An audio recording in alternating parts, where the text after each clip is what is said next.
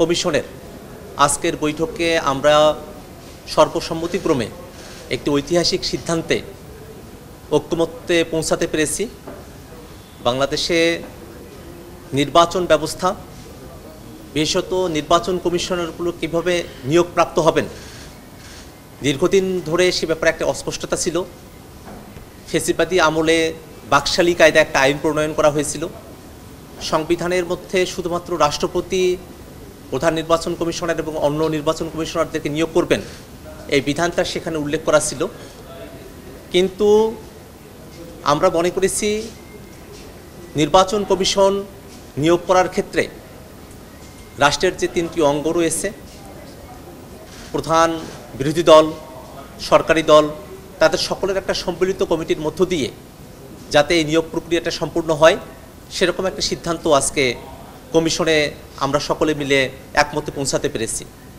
প্রধানমন্ত্রী, বিরোধী দলের নেতা, স্পিকার, ডেপুটি স্পিকার এবং প্রধান বিচারপতি মনোনীত আপিল বিভাগের একজন বিচারপতির সমন্বয়ে একটি সিলেকশন কমিটি গঠিত হবে।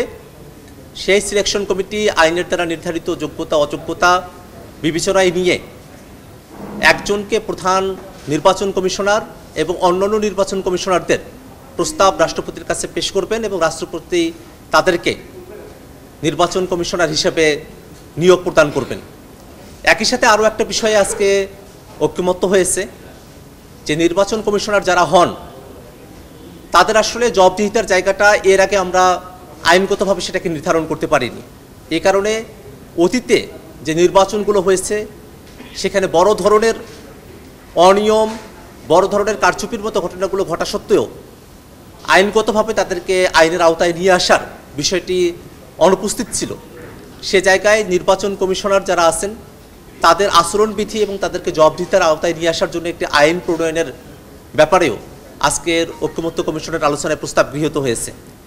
আমরা নির্বাচন কমিশনার নিয়োগ করার ব্যাপারে সরকারি দল, বিরোধী দল এবং বিচারপতির প্রতিনিধির সমন্বয়ে যে কমিটি গঠিত হয়েছে এবং তাদের সিলেকশনে তাদের সর্বসম্মতিক্রমে প্রধান নির্বাচন কমিশনার এবং অন্যান্য নির্বাচন কমিশনার নিয়োগের এই বিধানকে আমরা আমাদের দলীয় যে পূর্বেকার প্রস্তাবনাগুলো ছিল সেখান থেকে কিছুটা মডিফাই করে আমরা এই সিদ্ধান্তে আমরা একমত হয়েছি। তবে একটা জিনিস আমরা একটু খোলাসা করে বলতে চাই জাতির কাছে, ঐক্যমত্য কমিশন শুরুতে জাতীয় সাংবিধানিক কাউন্সিলের কথা বলেছিল, যেটা আরও 9 সদস্য বিশিষ্ট একটা বডি ছিল। পরবর্তীতে জাতীয় সাংবিধানিক কাউন্সিল এনসিসির প্রস্তাবনা বাদ দিয়ে সাংবিধানিক এবং সংবিধিবদ্ধ প্রতিষ্ঠানগুলোতে নিয়োগ কমিটি আকারে একটা কমিটি প্রস্তাবনা করা হলো। সেখানেও অনেকগুলো প্রতিষ্ঠানের কথা ছিল। সেখান থেকে তথ্য কমিশন, মানবাধিকার কমিশন, অ্যাটর্নি জেনারেল, তারপর 3 বাহিনী প্রধান, এই প্রতিষ্ঠানগুলোকে এই কমিটির আওতা মুক্ত রাখা হলো। পরবর্তীতে আজকের আলোচনায় নির্বাচন কমিশন, সরকারি কর্ম কমিশন, মহাহিসাব নিরীক্ষক, দুর্নীতি দমন কমিশন এবং ন্যায়পাল, এই 5টা বিষয়ে সাংবিধানিক এবং সংবিধিবদ্ধ প্রতিষ্ঠানগুলোতে নিয়োগের একটা কমিটি করা হবে, এইভাবেই আলোচনাটা এখানে উত্থাপিত হয়েছিল। কিন্তু শুধুমাত্র একটা বিষয়ই আজকে আমরা একমত হতে পেরেছি, বাকি 4টা বিষয় এখনো পর্যন্ত অনিশ্চয়তার জায়গায় রয়েছে। আমরা জাতীয়ভাবে ঐক্যমতের স্বার্থে এনসিসির মূল যে প্রস্তাবনা সেখান থেকে সরে এসে কনসেপচুয়াল জায়গা থেকে যাতে সাংবিধানিক এবং সংবিধিবদ্ধ প্রতিষ্ঠানগুলোতে এক দলের কর্তৃত্ব না থাকে, শুধু নির্বাহী প্রধানের নির্দেশে যাতে এই প্রতিষ্ঠানগুলোতে নিয়োগ না হয়, এই প্রতিষ্ঠানগুলো যেন স্বচ্ছভাবে তাদের কার্যক্রম পরিচালনা করতে পারে, সেই বিবেচনায় আমরা আলাদা নিয়োগ কমিটির কথা বলেছি। আজকে একটার বিষয়ে নির্বাচন কমিশনের বিষয়ে একমত হওয়া গেছে। আমরা এখনো পর্যন্ত কমিশনের যে বাস্তবতা সেখান থেকে মনে হয় যে সরকারি কর্ম কমিশন বা মহাহিসাব নিরীক্ষক, ন্যায়পাল বা দুর্নীতি দমন কমিশনের মতো যে জায়গাগুলো আছে সেখানে নিয়োগ কমিটিটা কিভাবে সম্পূর্ণ করা হবে সেটার ব্যাপারে বিএনপির একটা বড় ধরনের আপত্তির জায়গা রয়েছে।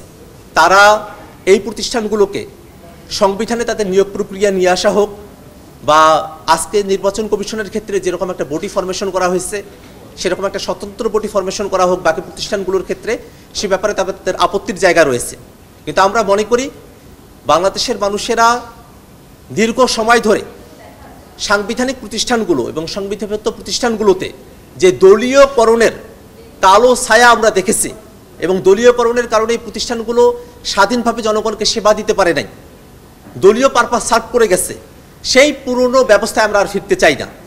অতএব নিয়োগ কমিটির যে কথা জাতীয় ঐক্যমত্য কমিশনের তরফ থেকে প্রস্তাব করা হয়েছে, আমরা জোর দাবি জানাচ্ছি নির্বাচন কমিশন সহ অন্যান্য যে প্রতিষ্ঠানগুলো আছে সেখানেও যেন নিয়োগ কমিটির মাধ্যমে নিয়োগ কার্যক্রম সম্পূর্ণ করা হয়।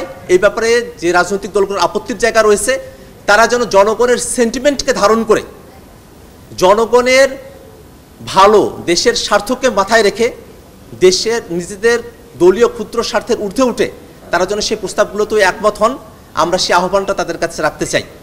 একই সাথে বাংলাদেশের বিদ্যমান রাষ্ট্র কাঠামোর বিষয়গুলো নিয়ে জাতীয় ঐক্যমত্য কমিশনের রাজনৈতিক দলগুলো আমরা আলাপ আলোচনা করছি, অনেকগুলো বিষয়ে নীতিগতভাবে আমরা একমত হতেছি, কিন্তু এখনো পর্যন্ত এই নীতিগুলো যারা বাস্তবায়ন করবেন, জনপ্রশাসন, পুলিশ, স্থানীয় সরকার, এই বিষয়গুলোকে এখনো আলোচনার এজেন্ডাভুক্ত করা হয় নাই।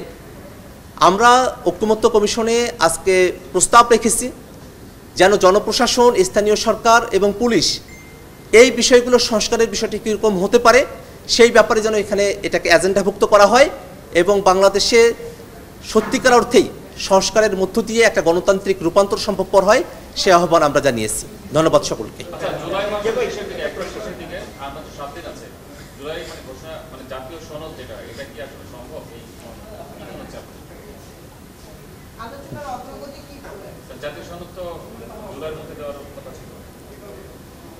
রাজনৈতিক দলগুলোর তরফ থেকে যদি রিজিডিটি কমিয়ে নিয়ে আসা হয়, যদি জনগণের জন্য যা ভালো সেই প্রস্তাবগুলোর ব্যাপারে কেউ যদি আর পিছুপা না হন, তাহলে এই সময়কালের মধ্যেই জাতীয় সনদ, জুলাই সনদ প্রণয়নের দিকে আমরা আসলে অগ্রসর হতে পারব।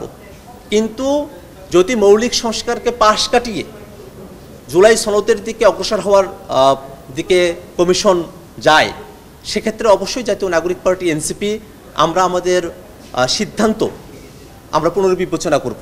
আমরা মনে করি যে মৌলিক সংস্কারের ভিত্তিতেই জুলাই সনদ প্রণয়ন হওয়া প্রয়োজন এবং সেই জুলাই সনদ সেটা একটা নিছক ইতিহাসের ডকুমেন্ট হবে না, সেটাকে কার্যক্ষেত্রে বাস্তবায়নের জন্য লিগ্যাল ফ্রেমওয়ার্ক অর্ডার এলএফও করে সেটাকে একটা বাস্তবসম্মত জায়গায়, বাস্তবায়নযোগ্য একটা জায়গায় নিয়ে যাওয়ার জন্য পদক্ষেপ গ্রহণ করার আমাদের আহ্বান থাকবে।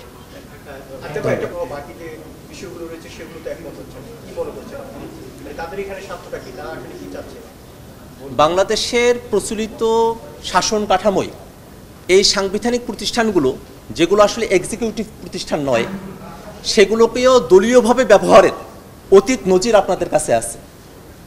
দুর্নীতি দমন কমিশনকে সরকার তাদের মতো করে ব্যবহার করেছে। দুর্নীতি দমন কমিশন যেখানে যারা ক্ষমতায় আছে তাদেরকে জবাবদিহিতার আওতায় নিয়ে আসবে, কারা কতটুকু দুর্নীতি করলো সে বিষয়গুলোকে তদারকি করবে, সেটা না করে দুর্নীতি দমন কমিশন কারা বিরোধী দলে আছে তাদেরকে বিপদে ফেলার কাজগুলো করত এবং সেটা সম্ভবপর হতো কারণ এই দুর্নীতি দমন কমিশনে সেখানে এমন ব্যক্তিদেরকে নিয়োগ দেওয়া হতো প্রধানমন্ত্রীর একচ্ছত্র অধিক্ষেত্রের মধ্য দিয়ে যে তিনি আসলে ওই সরকারি দলের অনুগত থাকতেন। এবং অন্য যে জায়গাগুলো আছে, মহাহিসাব নিরীক্ষক বা ন্যায়পালের মতো যে বিষয়টাকে এখনও পর্যন্ত বাংলাদেশে আসলে আমরা বাস্তবায়ন করতে পারি নাই, সংবিধানে শুধুমাত্র এই আলোচনাটুকু ছিল, এই জিনিসগুলো যদি দলীয় সরকারের কর্তৃত্বের বাইরে না আসে, সেক্ষেত্রে মোটা দাগে আমরা যে পরিবর্তনের স্বপ্ন দেখি সেই স্বপ্নটা বাস্তবায়ন করা সম্ভব হবে না। অনেকেই এখনো পুরনো যে ব্যবস্থা সেই ব্যবস্থাতেই দেশ পরিচালনার স্বপ্ন দেখে, সে জায়গা থেকেই তারা অন্যান্য যে প্রতিষ্ঠানগুলো আছে সেখানে যাতে একটা সমন্বিত, একটা কার্যকর, একটা স্বাধীন, স্বতন্ত্র নিয়োগ কমিটির মধ্য দিয়ে, সিলেকশন কমিটির মধ্য দিয়ে নিয়োগটা সম্পূর্ণ হবে, সেই আলোচনার মধ্যে তারা অগ্রসর হতে চান না। এবং একই সাথে তাদের যে বক্তব্য থাকে, বিশেষত বিএনপি বলছে যে ওই প্রতিষ্ঠানগুলোকে সংবিধানের মধ্যে অন্তর্ভুক্ত না রেখে শুধুমাত্র আইনি কাঠামোর মধ্য দিয়ে সেগুলোকে সম্পূর্ণ করার কথা। কিন্তু বাংলাদেশের আইন খুব সহজে পরিবর্তন করা যায়, সিম্পল মেজরিটিতেই একটা আইনকে বাদ দিয়ে আর একটা আইন গ্রহণ করা সম্ভবপর হয়। সেক্ষেত্রে যে দল সরকার গঠন করবে, আজকে যদি নিয়োগ কমিটির ব্যাপারে আমরা ঐক্যবদ্ধ হই, আইনের ব্যাপারে যে দল সরকার গঠন করবে সিম্পল মেজরিটিতে থাকবে এবং তারা সহজেই সেই আইনটাকে পরিবর্তন করতে পারবে। সেক্ষেত্রেই আমরা বলতেছি যে আমরা নিয়োগ কমিটিগুলোর ব্যাপারে যে বোর্ডের সাজেশন এখানে এসেছে সেটাকে যদি আমরা সংবিধানে প্রযুক্ত করতে পারি, সংবিধান যেহেতু দুষ্পরিবর্তনীয় এবং সংবিধান পরিবর্তন করতে গেলে 2/3 মেজরিটি প্রয়োজন হবে উচ্চকক্ষের, এবং অনেকগুলো জায়গাতেই গণভোটের মতো বিধানগুলো রয়েছে। একটা দলের একক অধিক্ষেত্রের মধ্য দিয়ে এই প্রতিষ্ঠানগুলোকে দলীয়করণের দিকে গিয়ে সংবিধানকে সংশোধন করা সম্ভবপর হবে না। সে কারণেই সরকারি কর্ম কমিশন, মহাহিসাব নিরীক্ষক, দুর্নীতি দমন কমিশন, ন্যায়পালের মতো যে বিষয়গুলো আছে, নির্বাচন কমিশনের সাথে সাথে সেগুলোর নিয়োগের বিধানটাকেও যেন সংবিধানে অ্যাড করা হয়, সংবিধানে রাখা হয়, সেই প্রস্তাবটাই আমরা দিয়েছি, যাতে সংস্কারকে আমরা দৃঢ়ভাবে সামনের দিকে ধারণ করতে পারি। সংস্কার যেন ভার্নারেবল অবস্থায় যে কোনো সময় সংস্কারকে পরিবর্তন করে ফেলা যায় যে কোনো সরকারি দলের ইচ্ছায়, এই ঝুঁকিপূর্ণ অবস্থায় আমরা সংস্কারকে রাখার পক্ষপাতী নই।